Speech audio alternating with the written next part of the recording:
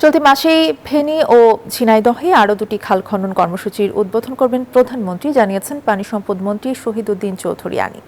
সচিবালয়ে পানি সম্পদ ব্যবস্থাপনা নিয়ে প্রধানমন্ত্রী তারেক রহমানের সাথে বৈঠক শেষে এ কথা বলেন তিনি। এ সময় পানি সম্পদ প্রতিমন্ত্রী বলেন, অতীতের মতো কোনো ক্রমেই যেন রাজনৈতিকভাবে খাল নদী দখল না হয় তা তদারকি করতে কঠোর নির্দেশনা দিয়েছেন প্রধানমন্ত্রী। মাসে আমরা আরো দুইটা খাল খননের কর্মসূচি হাতে নিচ্ছি, যেটি মাননীয় প্রধানমন্ত্রী উদ্বোধন করবেন। একটি হলো ঝিনাইদহ জেলার শৈলকুপা, আরেকটি সম্ভবত ফেনীতে। অনেক জায়গায় কেউ দোকান, কেউ বাড়িঘর অনেক জায়গায় নির্মাণ করেছেন। এগুলোকে আমাদের অবমুক্ত করতে হবে এবং সেই জন্য আমরা কঠিন পদক্ষেপ হাতে নিয়েছি যেন সবকিছু সুন্দরভাবে আমরা সমাধান করতে পারি।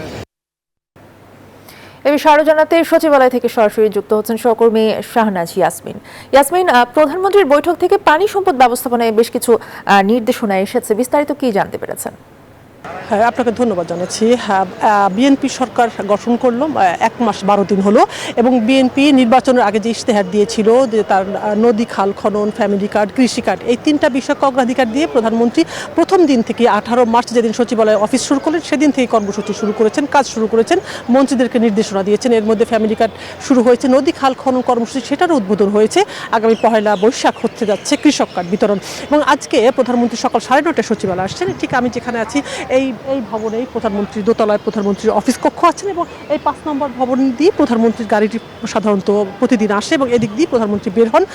সকালে আসার পরে কিছু দাপ্তরিক কাজ শেষ করে প্রধানমন্ত্রী 10টার পরে পানি সম্পদ ব্যবস্থাপনা নিয়ে বৈঠক শুরু করেছিলেন পানি সম্পদ মন্ত্রী, প্রতিমন্ত্রী, সচিব সহ সংশ্লিষ্ট বিভাগের কর্মকর্তাদের সাথে। একই সাথে সেই বৈঠকে উপস্থিত ছিলেন বাংলাদেশের অনেক বড় বিশিষ্ট এবং মানে পানি বিশেষজ্ঞ আইনুন নিশাত ছিলেন এবং আইনুন নিশাত বের হয়ে কথা বলেছেন। পানি সম্পদ প্রতিমন্ত্রী মন্ত্রী দুজনই কথা বলেছেন। আইনুন নিশাত যেটা জানিয়েছেন যে আসলে প্রধানমন্ত্রী হওয়ার পর তারেক রহমানের সাথে তার প্রথম বৈঠক এটা ছিল। তিনি ডেকেছেন, তিনি নানান খোঁজ খবর নিয়েছেন।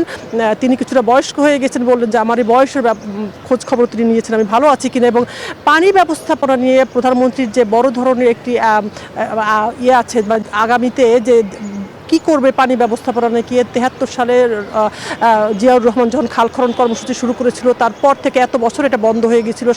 এই সরকার এসে খাল খনন কর্মসূচি শুরু করলো। এখানে পানি ব্যবস্থাপনা নিয়ে সারা দেশে কিভাবে কাজ করা যায় সেই ধরনের অভিজ্ঞতা আইনুন নিশাত কিভাবে কাজে লাগাতে পারে দেশের স্বার্থে সেটা নিয়ে আসলে কথা বলেছেন।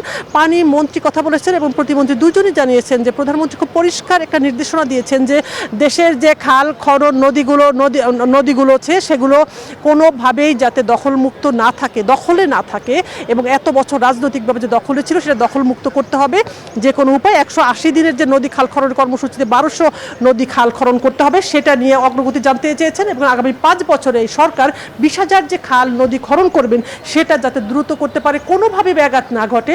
সারা দেশের নদী খাল অবমুক্তকরণ, নদীর তীর অবমুক্তকরণ, যেখানে আসলে রাজনৈতিকভাবে এগুলো দখল হয়েছিল সেগুলো সব উচ্ছেদ করার নির্দেশনা ছিল প্রধানমন্ত্রীর অর্থে। ধন্যবাদ আপনাকে। শাহনাজ ইয়াসমিন আমাদেরকে জানাচ্ছিলেন সচিবালয় থেকে।